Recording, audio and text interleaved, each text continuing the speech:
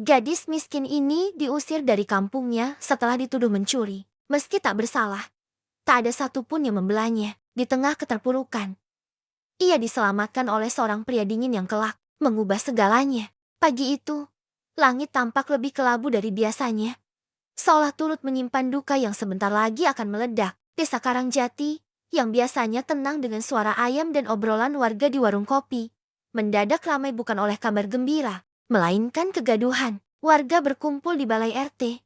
Wajah-wajah mereka diliputi amarah, keraguan, dan bisik-bisik yang tajam seperti sembilu. Di tengah kerumunan itu, Laras berdiri kaku. Tubuhnya kurus, mengenakan rok lusuh dan kaos lengan panjang, yang warnanya mulai pudar. Matanya sembab, bukan karena ia menangis, melainkan karena ia berusaha menahan tangis. Gadis itu terlalu sering dihantam hidup, hingga air mata tak lagi mudah tumpah. Tapi hari ini, luka itu menganga lebih dalam. Kamu satu-satunya yang terakhir keluar dari pos ronda waktu uang itu hilang. Bentak seorang ibu parubaya, tangan menunjuk tajam. Jangan pura-pura lugu, Laras.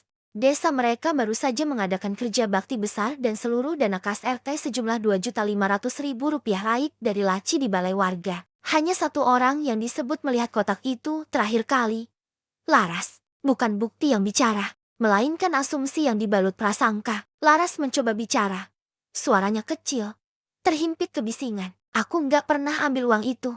Bu, aku cuma bantu bersihin meja. Tapi nggak ada orang lain setelah kamu masuk, sahut pemuda lain. Dengan mata menyipit curiga. Kamu emang dari dulu beda, Ras. Tinggal sendirian, enggak pernah ikut pengajian. Selalu murung.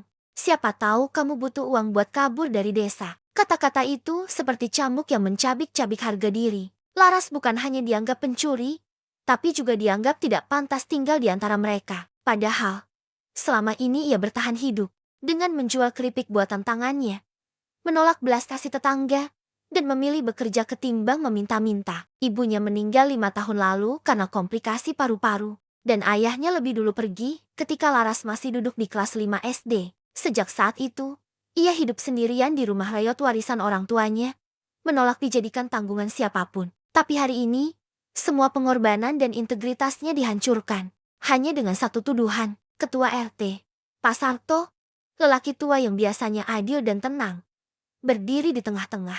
Tapi kali ini suaranya terdengar berat, penuh tekanan dari suara-suara bising di sekelilingnya. Laras, kalau kamu memang merasa tidak bersalah, kamu bisa membuktikannya nanti. Tapi sekarang, demi ketertiban dan kepercayaan warga, lebih baik kamu pergi dulu dari sini. Sementara, kata sementara itu terdengar seperti vonis seumur hidup. Tak ada ruang untuk bertahan, tak ada yang mengulurkan tangan. Bahkan ibu-ibu yang dulu sering memesan keripik darinya pun berpaling muka. Tak ada satupun wajah yang memandangnya dengan percaya. Bahkan teman masa kecilnya yang dulu sering bermain congklak dengannya, kini berdiri di antara para penuduh.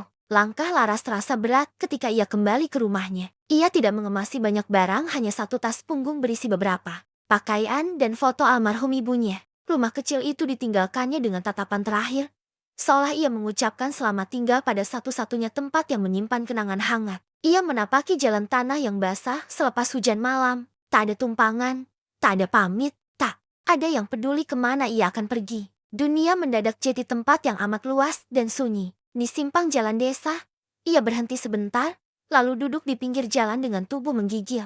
Sepanjang hidupnya, Laras sudah banyak kali merasa kesepian. Tapi tidak pernah setelanjang ini, tidak pernah sepadam ini.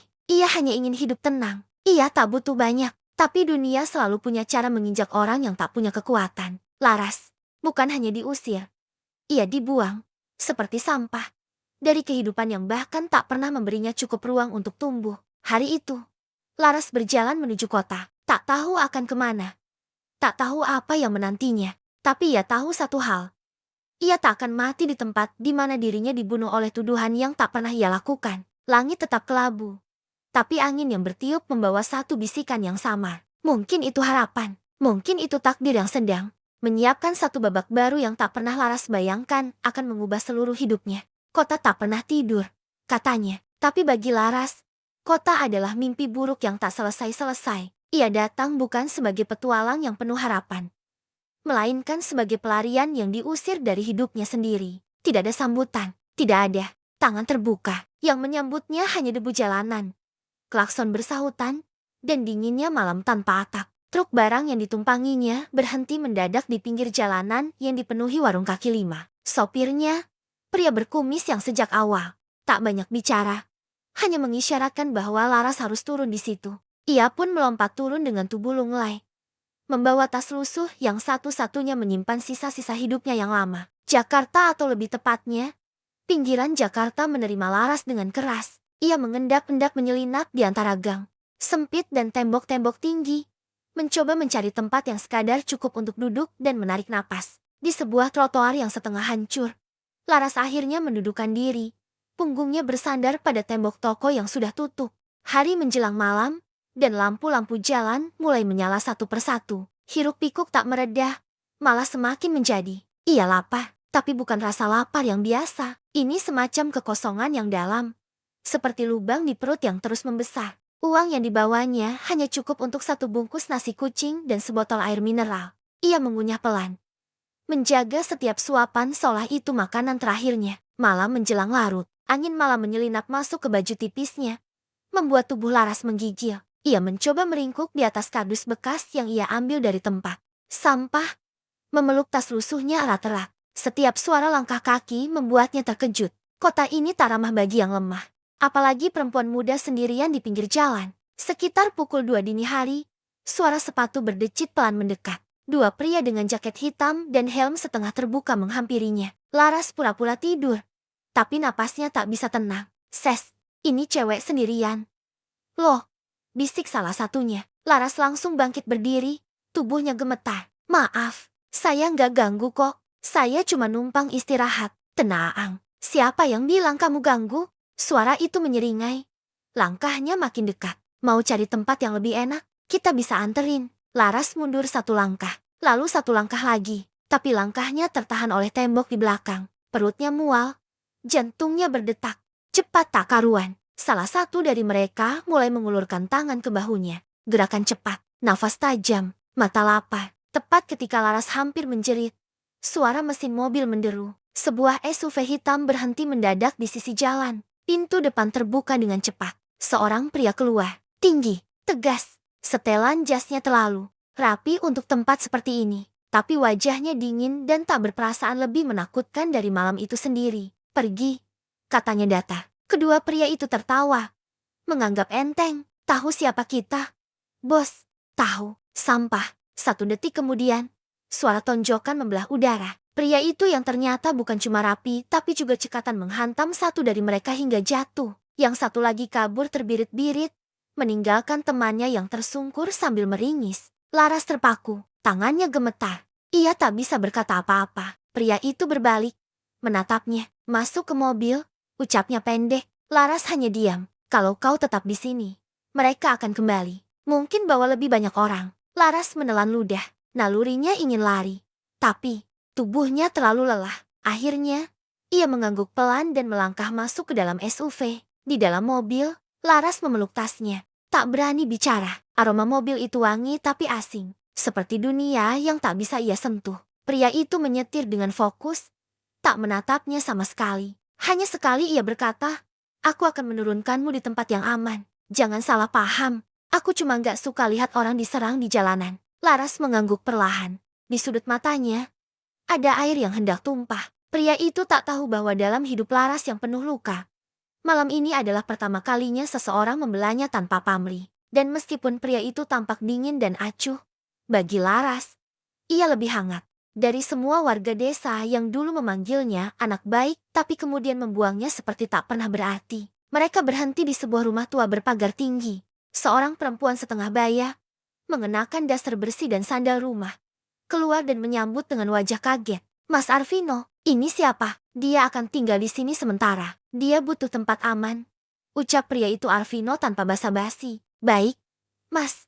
Laras turun dengan langkah ragu. Tak tahu di mana ia berada, tapi untuk pertama kalinya sejak diusir, ia merasa tidak diburu. Arvino tidak menoleh lagi. Ia masuk mobil dan pergi begitu saja, meninggalkan Laras yang masih berdiri mematung di depan rumah asing itu. Malam itu, Laras tidur di kasur bersih, makan dengan sendok dan piring, diberi handuk dan pakaian ganti. Semua terasa terlalu aneh, terlalu cepat. Tapi ketika ia menatap langit-langit kamar, dan matanya mulai berat, ia tahu satu hal pasti. Hidupnya telah memasuki babak yang berbeda, dan ia belum tahu bahwa pria dingin yang menyelamatkannya itu sesungguhnya adalah bagian dari masa lalunya yang paling ia lupakan. Pagi menyusup lewat sela-sela tirai tipis. Udara di dalam kamar yang semalam menjadi tempat perlindungan Laras terasa hangat dan asing. Ia membuka mata perlahan, mendapati dirinya berbaring di ranjang berspray putih bersih dengan aroma sabun dan disinfektan yang masih terasa menempel di kulit. Beberapa detik berlalu sebelum ia sadar ini bukan mimpi.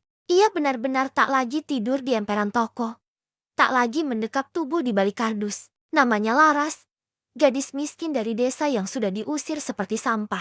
Tapi pagi ini, ia berada di rumah orang asing yang semalam menyelamatkannya. Perempuan parubaya yang tadi malam dipanggil Burina mengetuk pintu dengan suara lembut. Ia membawa nampan kecil berisi bubur ayam hangat, air putih, dan selai pakaian bersih. Makan dulu, nak, ucapnya pelan. Kalau mau mandi, kamar mandinya di sebelah kiri. Bajunya saya taruh sini ya. Laras hanya mampu mengangguk. Rasa canggung membalut tubuhnya lebih tebal dari selimut manapun. Ia tak tahu di mana dirinya. Siapa sebenarnya orang-orang ini? Dan kenapa mereka baik padanya? Tapi satu hal yang pasti ia merasa aman. Dan untuk pertama kalinya dalam waktu yang lama, rasa aman itu membuatnya menangis pelan ketika sendirian di kamar. Selesai mandi, Laras duduk di ruang makan kecil. Burina memberinya teh hangat dan senyum penuh empati. Tak banyak tanya, hanya sesekali berbasa-basi tentang cuaca dan tanaman di halaman. Saya gak tahu harus gimana balas kebaikan ini. Bu, ucap Laras dengan suara gemetar. Yang penting kamu tenang dulu. Mas Arvino gak suka kalau kita terlalu banyak tanya. Dia orangnya. Ya, begitu deh. Dingin, tapi hatinya baik. Laras hanya bisa mengangguk. Belum cukup berani bertanya lebih jauh. Siapa sebenarnya pria itu? Kenapa ia menyelamatkan seorang asing? Jawabannya datang tak lama kemudian. Ketika sebuah mobil hitam kembali berhenti di depan rumah. Pria itu Arvino muncul dari balik pintu. Masih dengan raut datar dan langkah yang teratur. Jasnya rapi, kemeja putih nyaris tanpa lipatan, dan sepatu pantofel mengkilat seolah baru saja dipoles. Ia menatap Laras dengan pandangan netral. Tak ada senyum, tak ada nada hangat, hanya sikap formal dan jarak yang jelas. Kamu sudah makan? Iya, terima kasih. Mas, nama kamu siapa? Laras. Sunyi sebentar, kamu bisa tinggal di sini untuk sementara. Burina akan bantu kebutuhan dasarmu, tapi kamu harus mulai cari kerja. Aku bisa bantu kalau kamu serius. Laras terkejut, suara pria itu tak mengandung ancaman, tapi tegas, seolah bantuan yang ia berikan bukanlah kemurahan hati, melainkan bentuk tanggung jawab yang ingin segera selesai. Saya mau kerja, Mas. Saya terbiasa kerja, asal jangan dikasihani. Pandangan Arvino menajam sesaat. Bagus, saya juga nggak suka orang yang cari belas kasihan. Dan disitulah pertama kali Laras menyadari, pria ini bukan penyelamat malaikat yang lembut. Ia bukan pria yang akan menghibur atau memeluk. Ia adalah batu granit dingin yang berdiri di tengah kota berfungsi, kokoh, dan tak mudah disentuh. Arvino bukan orang biasa. Ia CEO dari Valentech, perusahaan teknologi yang belakangan namanya muncul di banyak berita bisnis. Orang-orang memanggilnya robot berkemeja karena nyaris tak pernah tertawa. Dingin, serius, tak punya waktu untuk basa-basi. Tapi justru itulah yang membuat Laras bingung. Kenapa seseorang seperti dia menolong gadis sepertinya? Mengapa repot-repot menghentikan mobilnya di tengah malam hanya demi menyelamatkan pengemis jalanan? Jawaban itu tak muncul cepat. Hari-hari berlalu dan Laras mulai belajar kehidupan di kota. Ia membantu Burina membersihkan rumah dan mencoba mencari pekerjaan. Ia pergi ke toko-toko, menawarkan diri sebagai penjaga, pengemas, atau apapun yang bisa ia kerjakan. Tapi tak ada yang menerima gadis tanpa KTP, tanpa alamat tetap, dan tanpa ijazah lengkap. Di sela-sela kesibukannya, Arvino jarang terlihat. Jikapun ia datang, ia hanya muncul sejenak untuk mengambil dokumen, bicara seperlunya dengan staf, lalu pergi lagi. Tapi tiap kali Laras melihatnya, ada perasaan ganjil yang tumbuh perlahan. Bukan cinta, bukan kagum, lebih kepada kekagetan bahwa di balik dinginnya pria itu terselip sisi manusia yang mungkin terluka. Suatu hari, Laras melihat Arvino berdiri lama di balkon atas rumah, memandangi langit petang. Ia berdiri kaku, wajahnya kosong, dan tangan menggenggam sesuatu. Laras memperhatikan dari kejauhan. Saat Arvino berbalik, benda di tangannya terlihat sekilas sebuah liontin kecil. Ia menyimpannya cepat ke dalam saku. Ada cerita di sana. Ada. Masa lalu. Laras tak berani bertanya. Tapi hari itu, ia menyadari satu hal. Ia bukan satu-satunya orang yang menyimpan luka. Mereka berdua, dalam sunyi masing-masing, sedang berusaha memahami hidup dari balik puing-puing yang masih menyala. Langit Jakarta tak pernah benar-benar biru. Ia selalu tampak pudar, abu-abu, dan penuh polusi, seperti menyembunyikan banyak cerita yang enggan diceritakan. Tapi di dalam rumah sederhana tempat Laras tinggal sementara bersama Burina, sebuah tekad tumbuh diam-diam, sebuah hasrat untuk melawan tuduhan yang sudah merenggut nama baik dan harga dirinya. Hari-hari Laras kini tak hanya diisi oleh usaha mencari kerja, tetapi juga oleh ingatan-ingatan pahit yang berputar terus di benaknya. Wajah warga desa yang mencibir, suara Pak RT yang mengusirnya, dan tatapan penuh tuduhan yang menampar lebih keras dari kata-kata. Di suatu sore yang mendung, Burina menyodorkan sebuah amplop putih dengan logo perusahaan di pojok kiri atas. Ini dari Mas Arvino, ucapnya pelan. Katanya, kalau kamu sungguh-sungguh mau membersihkan nama, dia bisa bantu. Tapi kamu harus mau cerita semua secara jujur. Laras membuka amplop itu dengan tangan gemetar. Isinya hanya 2 lembar, satu formulir biodata sederhana dan satu catatan.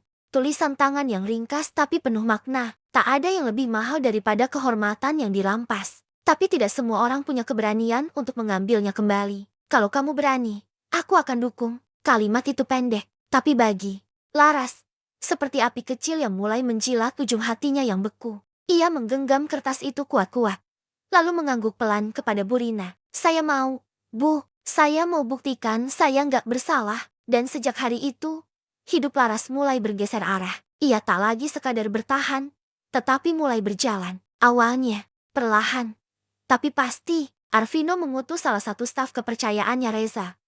Pria muda dengan raut serius tapi ramah untuk membantu Laras menyusun kronologi kejadian di desa. Mereka duduk di ruang tamu kecil setiap siang, membahas ulang setiap detik hari di mana uang kas desa itu menghilang. Kamu bilang, waktu itu kamu disuruh bantu bersihkan meja rapat? Tanya Reza sambil mencatat. Iya, saya bantu angkat gelas, piring, dan lap meja. Terus, saya ingat, saya juga sempat lihat kotak kas itu di atas lemari kecil.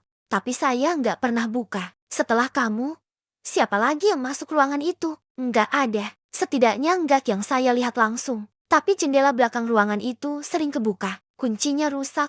Jadi siapa aja bisa masuk dari luar. Reza mencatat cepat, lalu menatap Laras tajam. Ini penting. Warga desamu jelas menuduh kamu karena kamu terlihat terakhir kali di dalam ruangan itu. Tapi kalau memang ada jalur masuk lain, kita harus pastikan hari-hari berikutnya diisi oleh penyelidikan kecil-kecilan. Reza meminta bantuan kenalannya di bidang audit dan forensik data untuk menyelidiki apakah uang kas RT memang tidak dicatat secara resmi. Arvino, tanpa pernah muncul langsung, memberi lampu hijau dan semua sumber daya. Namun meski begitu, Laras tetap berjuang dari bawah. Ia tak mau bergantung penuh. Ia tetap mencari kerja sambil belajar keterampilan digital dasar mengetik, membuat dokumen. Bahkan mulai belajar sedikit soal desain dari video tutorial yang dipinjamkan oleh Burina. Pada malam-malam sepi, Laras duduk di teras rumah sambil menatap langit. Di kepalanya, wajah ibunya muncul silih berganti. Laras menggenggam sebuah foto lama ibunya mengenakan kebaya lusuh, menggendong Laras kecil di depan rumah desa. Bu, Laras nggak akan nyerah. Laras nggak akan biarin orang hina kita gitu aja. Meski sendirian, Laras akan berdiri. Hari demi hari, kepercayaan Arvino terhadap Laras perlahan tumbuh. Tanpa ia sadari, ia mulai membaca laporan dari Reza lebih sering, mulai menyempatkan waktu untuk menanyakan kemajuan, meski dengan nada tetap dingin. Suatu malam, Arvino berdiri di depan layar monitor besar di ruang kerjanya. Laporan terakhir, Reza terbuka jelas. Kemungkinan besar uang tidak hilang di hari kerja bakti. Sisa saldo kas RT tidak pernah dibukukan sejak 2 bulan sebelum kejadian. Ada celah besar dalam sistem keuangan warga. Tapi untuk menyatakan siapa yang ambil, masih butuh bukti visual atau kesaksian langsung. Arvino menghela napas. Ia mengenal dunia keadilan. Ia tahu betapa seringnya kebenaran dikalahkan oleh keramaian suara mayoritas. Tapi ia juga tahu sesuatu dalam diri Laras menyuarakan ketulusan. Dan untuk alasan yang belum ia pahami, ia peduli. Malam itu, untuk pertama kalinya sejak lama, ia duduk di ruang tamu bersama Laras. Tidak untuk bicara kerja, tapi hanya duduk diam, masing-masing dengan pikiran sendiri. 1 jam berlalu tanpa percakapan, tapi dalam diam itu, sesuatu mengalir, rasa saling percaya yang perlahan menembus tembok dingin. Laras menatap Arvino sambil berkata pelan, "Saya tahu saya ini bukan siapa-siapa, tapi saya janji, saya nggak akan jadi beban." Arvino menoleh, menatapnya dalam, matanya dingin, tapi bibirnya mengucap pelan, "Kamu bukan beban. Laras, kalau kamu benar-benar bersalah, aku nggak akan buang waktuku untuk bantu." Dan saat itu, Laras tahu perjuangannya baru saja benar-benar dimulai. Tapi, kali ini, ia tidak lagi sendirian. Waktu terus melaju, dan tanpa disadari, Laras sudah tinggal hampir 1 bulan di rumah kecil milik Burina, rumah yang diam-diam mulai ia anggap sebagai tempat perlindungan sementara dari dunia yang dulu menelannya mentah-mentah. Hari-harinya diisi dengan kerja keras, pencarian bukti, dan latihan-latihan kecil untuk bertahan di tengah kota yang tak kenal kompromi. Namun ada satu hal yang belum ia hadapi dengan utuh, masa lalunya sendiri. Bukan hanya soal tuduhan mencuri, tapi luka-luka yang lebih dalam, yang berakar dari kehilangan dan pengabaian. Luka yang selama ini ia kubur dalam-dalam, berharap waktu bisa menyembuhkan. Tapi waktu tak pernah benar-benar menyembuhkan apapun. Ia hanya menyembunyikan luka itu di bawah tumpukan hari. Pada suatu sore yang gerimis, Laras membersihkan rak buku di ruang tengah rumah Burina. Jari-jarinya berdebu, matanya menyusuri punggung-punggung buku tua dan figura-figura kecil. Di pojok rak terselip sebuah album foto tua berwarna coklat pudar. Ia menariknya pelan, meniup debunya, lalu membuka halaman pertamanya. Wajah-wajah masa lalu menatap dari balik plastik pelindung. Foto anak-anak kecil tersenyum malu-malu, perempuan-perempuan berseragam dapur, dan seorang ibu muda dengan senyum hangat menggendong bayi kecil di halaman panti. Laras tertegun. Itu bukan foto sembarangan. Itu adalah panti asuhan yang pernah ia tinggali selama beberapa bulan, tepat setelah ibunya wafat.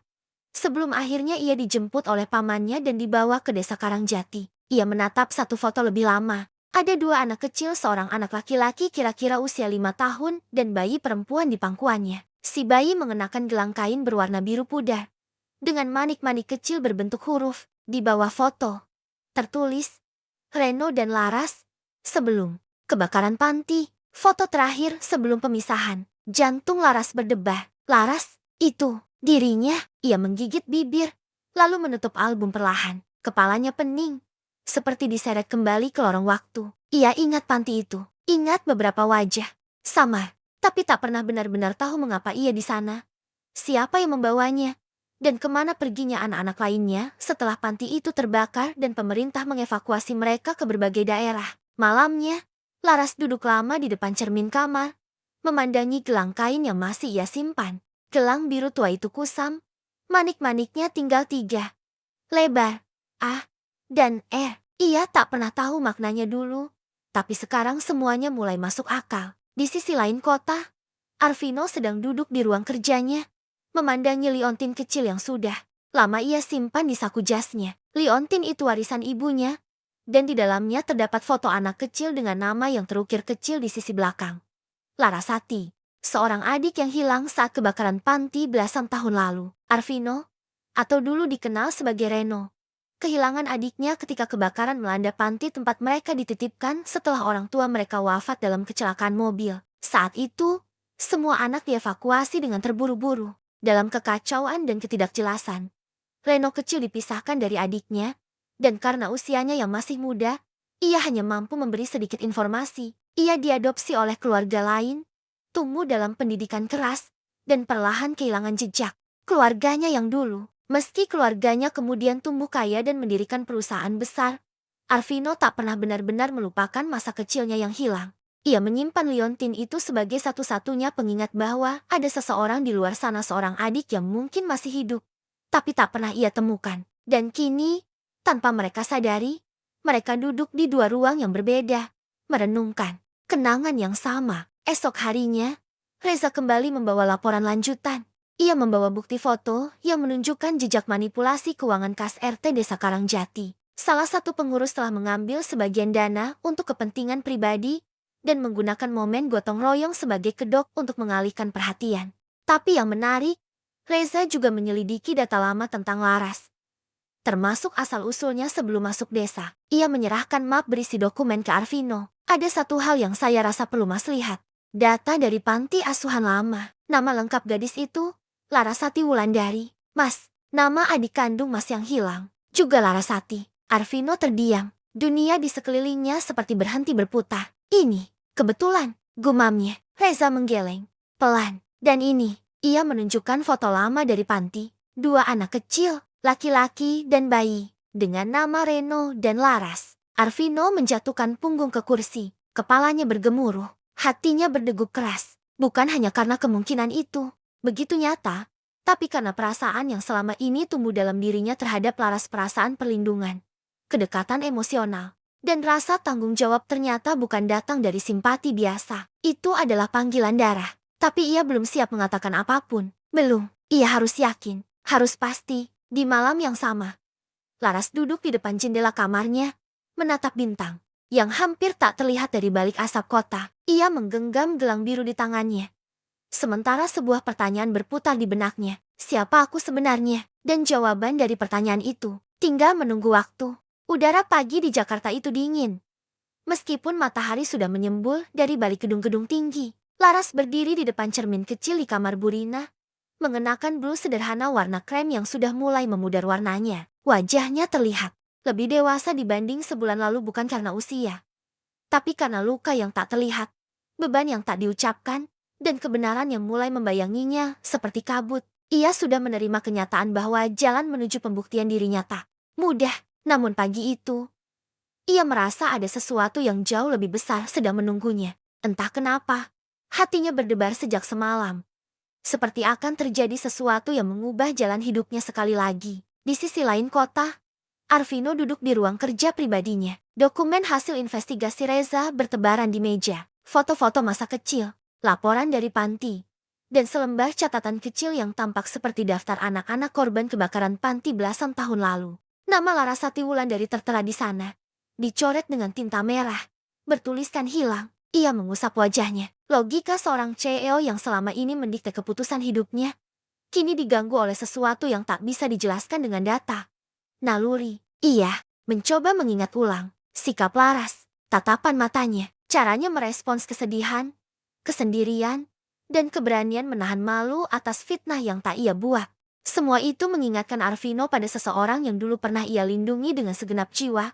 Adik kecil yang tertidur di pangkuannya pada malam-malam dingin setelah orang tua mereka tiada. Namun satu hal masih membuatnya ragu. Jika benar Laras adalah adiknya, mengapa tidak ada ingatan jelas darinya? Mengapa Laras tidak mengenali dirinya? Reza masuk tanpa mengetuk, membawa satu amplop berwarna coklat. Mas, ini hasil tes DNA kilat dari helai rambut Laras yang diam-diam saya ambil dari sisirnya minggu lalu. Hasilnya, 99,94% cocok. Arvino terdiam. Ia menatap amplop itu seperti menatap pintu masa lalu yang baru saja dibuka. Dadanya terasa sesak, air matanya menggenang, tapi tak tumpah. Tangannya gemetar saat meraih kertas hasil uji DNA tersebut. Dia, Laras. Gumamnya pelan. Adikku. Dan justru di saat itulah, kenyataan pahit menghantamnya.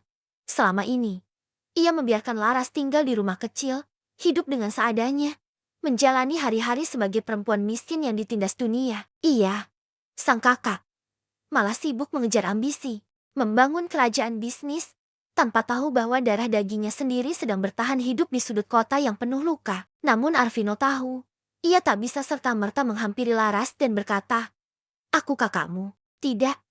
Semuanya harus dilakukan dengan hati-hati. Ia harus memberi waktu pada Laras. Mungkin, membuat Laras sendiri menemukan jejak itu, agar tidak menjadi benturan emosional yang menghancurkan. Sementara itu, Laras yang kini bekerja membantu tim dokumentasi perusahaan Arvino sebagai staf lepas tiba-tiba diminta oleh Reza untuk mengarsipkan data lama dari yayasan sosial milik perusahaan.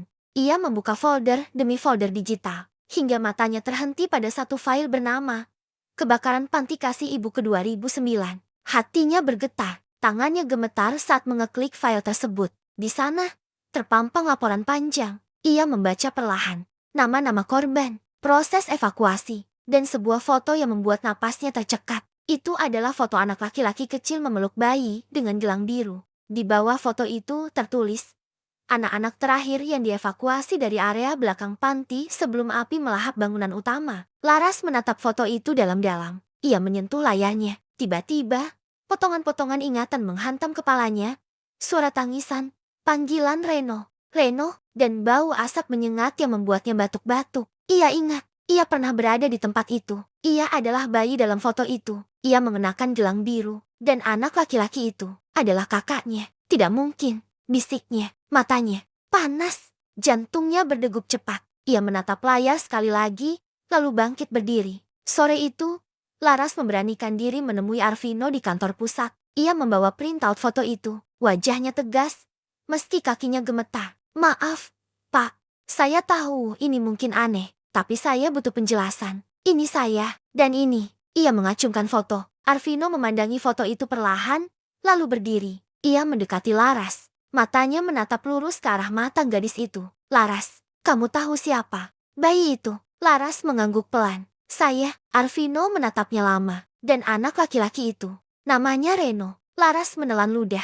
Reno adalah kakak saya. Dalam keheningan yang menggantung, Arvino menarik napas dalam. Kemudian, dengan suara berat namun lembut, ia berkata, dan kamu, adik saya. Waktu seakan berhenti. Laras mundur. Setapak, bibirnya gemetar. Dunia seperti berputar. Segalanya yang selama ini ia pertanyakan identitas.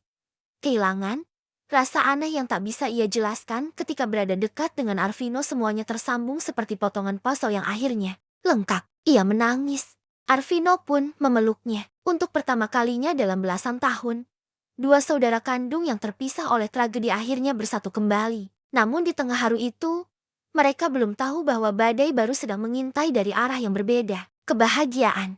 Mereka akan segera diguncang oleh kebenaran yang jauh lebih pahit dan lebih mengancam daripada masa lalu mereka. Jakarta kembali diguyur hujan deras malam itu. Di luar jendela kantor pusat V dan Co Group, kilat menyambar langit, membelah gelap seperti mimpi buruk yang terbangun sebelum waktunya. Di dalam ruang meeting lantai 18, Laras dan Arvino duduk berdua. Dalam keheningan, hanya suara hujan dan detik jam di dinding yang mengisi sela napas mereka. Laras masih memegangi foto masa kecil mereka yang telah pudar. Matanya sembab, bukan karena sedih, tapi karena hatinya terlalu penuh untuk diungkapkan. Dengan kata-kata, aku nggak tahu harus senang atau takut. Mas, bisiknya lirih. Aku bahagia, karena akhirnya aku tahu siapa aku. Tapi di sisi lain, aku takut kalau dunia enggak mengizinkan kita untuk percaya pada kebahagiaan. Arvino menggenggam tangan Laras. Aku juga takut, tapi kamu nggak sendiri lagi. Laras, kali ini aku nggak akan diam. Aku akan lindungi kamu, apapun risikonya. Namun tak butuh waktu lama sebelum badai itu benar-benar datang. Keesokan harinya, berita mengejutkan tersebar di berbagai media online dan sosial media. Gadis miskin yang diangkat Arvino ternyata adik kandungnya yang hilang. Judulnya memang tampak seperti harapan yang indah, tapi komentar yang mengiringinya jauh dari itu. Publik curiga, mereka menuduh kisah ini hanyalah akal-akalan pencitraan. Banyak yang mengorek masa lalu Laras, termasuk tuduhan pencurian di kampungnya dulu, menyebarkannya kembali dengan framing yang memojokkan. Wajar aja bisa deket sama Seo. Ternyata saudaraan. Fix ini semua udah settingan. Si Laras cari panggung. Seo-nya mainin drama. Jangan percaya, cewek itu pernah dituduh maling. Kan, apa layak dijadiin bagian keluarga elite? Laras hanya bisa menatap layar ponselnya. Tertegun, jemarinya membeku. Ia tak menyangka bahwa perjalanan mencari keadilan akan membuka luka-luka baru yang lebih tajam. Tak hanya itu, dalam rapat direksi, beberapa petinggi perusahaan mulai mempertanyakan keputusan Arvino yang mulai terbuka menyebut Laras sebagai adiknya. Maaf, Pak Arvino, tapi kita butuh kejelasan. Ini menyangkut reputasi perusahaan. Apalagi, nama Laras sudah pernah tersangkut kasus dugaan pencurian. Apakah benar dia adik Anda? Tanya Pak Herman, salah satu investor senior. Arvino berdiri dari kursinya, menatap seluruh peserta rapat. Dia adik saya. Hasil tes DNA sudah membuktikan itu, dan saya tidak akan membiarkan siapapun menjatuhkan dia hanya karena masa lalunya yang bahkan bukan kesalahannya. Tapi publik tidak peduli pada hasil tes. Pak, mereka peduli pada persepsi. Jawab salah satu direktur PR. Rapat berakhir dalam suasana tegang. Sementara itu, seseorang dari masa lalu muncul dalam kegelapan. Pak Gunarto, kepala desa tempat Laras dulu tinggal. Pria tua itu mendadak hadir dalam konferensi pers yang digelar oleh salah satu media gosip nasional. Dengan wajah datar dan suara meyakinkan, ia berkata, Saya sendiri yang menyaksikan bahwa Laras mencuri di rumah Bu Sri. Kau tegur. Dia kabur. Saya usir dari kampung karena saya nggak mau kampung kami dicemari oleh anak seperti dia. Sekarang tiba-tiba dibilang adik Ceo. Saya tidak percaya. Jangan-jangan memang dia cuma penipu. Ucapan itu meledak di dunia maya. Publik kembali membakar api kebencian. Mereka lupa pada kebaikan Laras. Lupa pada perjuangannya. Lupa bahwa ia telah membuktikan dirinya. Dunia seolah menolak gadis miskin naik derajat walau hanya untuk sekadar hidup dengan tenang. Laras terpukul. Ia mulai mengurung diri. Bahkan tak hadir di kantor selama beberapa hari. Arvino mencoba menghubunginya. Tapi Laras hanya membalas singkat. Aku butuh waktu sendiri. Mas, di balik keheningan itu, Laras kembali menengok ke masa lalu. Ia mulai menyelidiki ulang kejadian di kampung karena ada satu hal yang terus mengusik. Ia tidak pernah mencuri. Tapi kalau begitu, mengapa Pak Gunato dan warga bersikeras mengatakan ia bersalah? Ia menghubungi Yuyun, anak tetangga yang dulu diam-diam memberinya sisa nasi ketika Laras kelaparan. Kini Yuyun sudah kuliah di Malang. Yun, kamu masih ingat kejadian Bu Sri kehilangan uang dulu? Laras, aku nggak tahu kamu masih mikirin itu. Aku harus tahu kebenarannya. Sebenarnya aku tahu.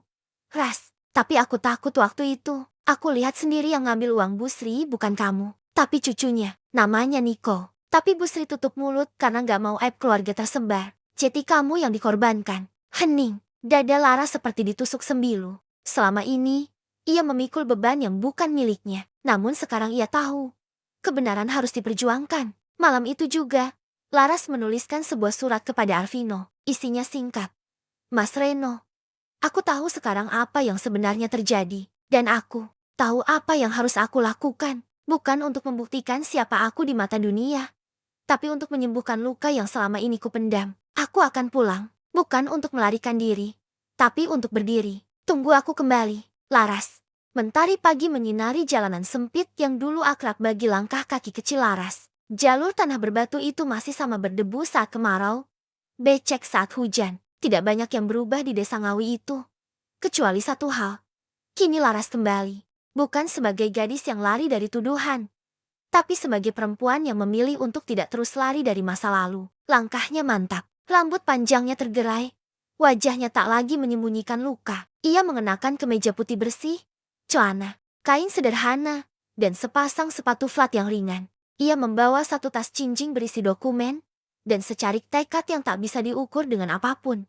Kebenaran, desa itu seketika hening saat ia muncul. Warga melongok dari balik jendela. Anak-anak yang bermain di lapangan berhenti dan menatap. Seorang ibu yang sedang menjemur pakaian langsung berbisik pada tetangganya. Itu si Laras. Toh, iya. Yang dulu diusir gara-gara maling. Sekarang balik. Gimana bisa dia berani? Laras tak menjawab bisikan itu. Ia berjalan langsung ke rumah Bu Sri, rumah yang menjadi awal dari semua luka. Pintu rumah itu kini mulai lapuk. Catnya mengelupas. Halaman penuh rumput liar. Namun di dalam, Bu Sri masih duduk di kursi goyang lamanya. Wajahnya menua, keriput menghiasi kening dan pipinya. Ia tampak terkejut melihat Laras berdiri di ambang pintu. Bu, sapa Laras pelan. Saya Laras, boleh saya bicara sebentar? Bu Sri terdiam cukup lama sebelum akhirnya mengangguk. Masuklah. Di dalam rumah, suasana canggung. Laras duduk bersilang tangan. Napasnya ditahan. Saya enggak datang untuk marah atau menuntut. Saya cuma mau tahu kebenaran.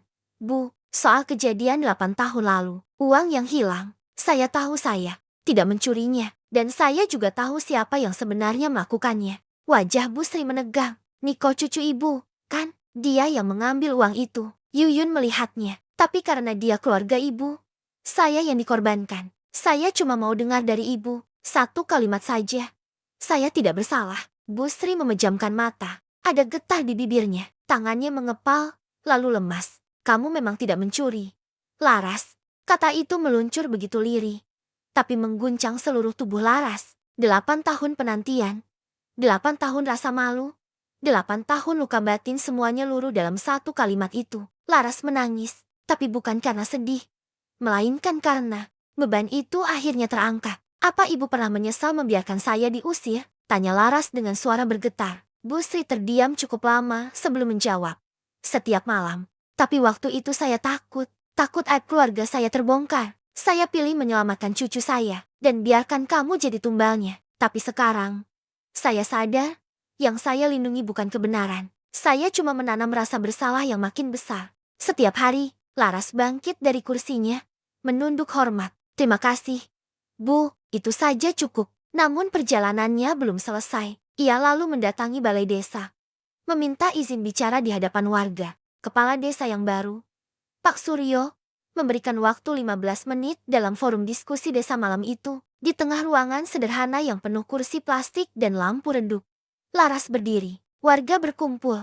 Beberapa di antaranya wajah-wajah yang dulu meneriakinya maling. Nama saya Laras. Dulu saya diusir dari kampung ini karena dituduh mencuri. Hari ini, saya kembali bukan untuk membalas, tapi untuk membuktikan bahwa saya tidak bersalah. Kepala desa sebelumnya, Pak Gunarto, menyebarkan fitnah tentang saya bahkan di media baru-baru ini. Tapi saya punya rekaman pengakuan Bu Sri. Saya bukan pencuri, dan saya bukan penipu. Ia memutar rekaman suara Bu Sri dari ponselnya. Ruangan hening. Hanya suara getar pengakuan yang mengisi udara. Setelahnya, Laras menatap satu persatu warga yang menunduk malu. Tak ada sorak-sorai, tak ada tepuk tangan, tapi juga tak ada hujatan.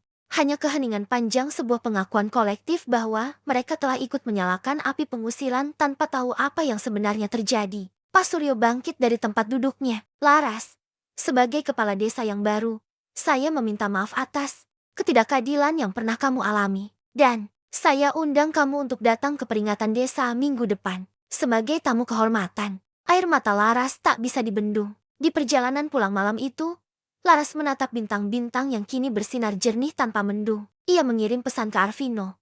Aku sudah selesai dengan masa laluku. Sekarang aku siap melangkah ke masa depan.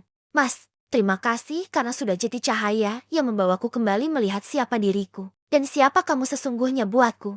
Arvino duduk di balkon apartemennya yang menghadap langit malam Jakarta. Angin lembut menyentuh wajahnya.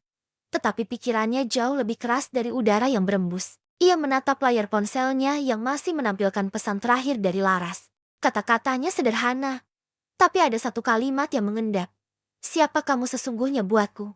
Sejak pertama kali mengenal Laras, ia merasa ada sesuatu yang aneh. Bukan aneh yang mengganggu, justru sebaliknya. Terasa akrab, kedekatan mereka tumbuh cepat, lebih dari sekadar simpati. Kini, setelah semua perjalanan yang mereka lalui bersama, Arvino mulai menyadari ada keterikatan yang tidak bisa dijelaskan hanya dengan logika. Di sisi lain kota, Laras juga sedang menatap langit. Ia duduk di beranda kontrakan kecil yang masih disewanya. Meski Arvino telah berkali-kali memintanya pindah, ia menolak bukan karena tidak menghargai, tapi karena masih ada sisi dirinya yang butuh berdiri sendiri sebelum menerima tangan siapapun.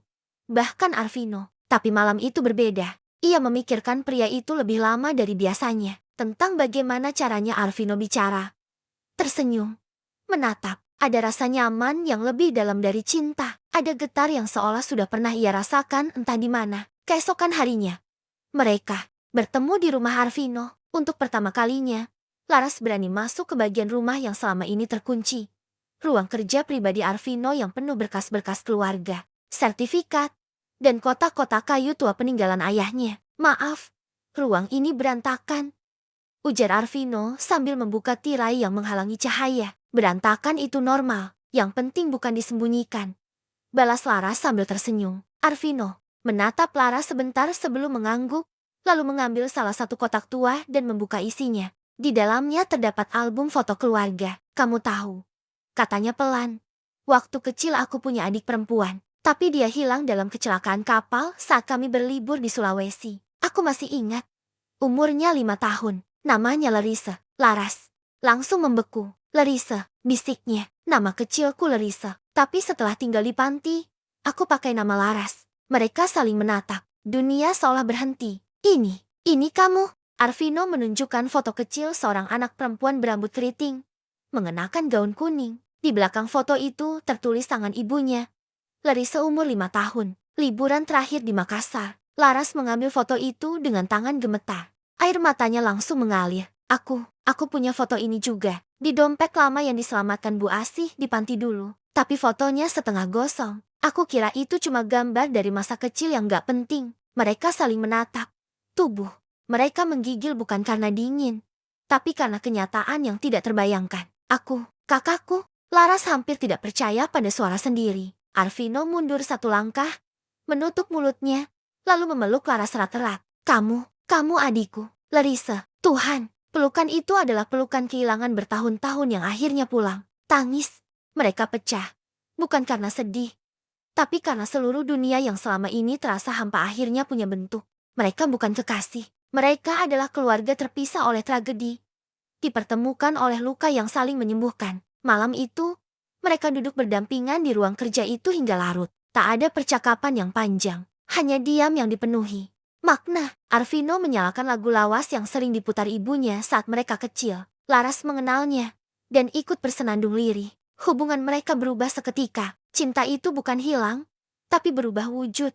Dari rasa ingin memiliki menjadi rasa ingin menjaga. Arvino tahu, hidupnya tidak lagi tentang kekuasaan dan kesuksesan, melainkan tentang menyatukan kembali bagian keluarga yang hilang. Esoknya, mereka mengunjungi makam orang tua mereka. Di bawah langit yang cerah dan daun-daun berguguran, Arvino memperkenalkan Laras kepada pusara sang ibu. Ibu, ini Larissa, dia hidup.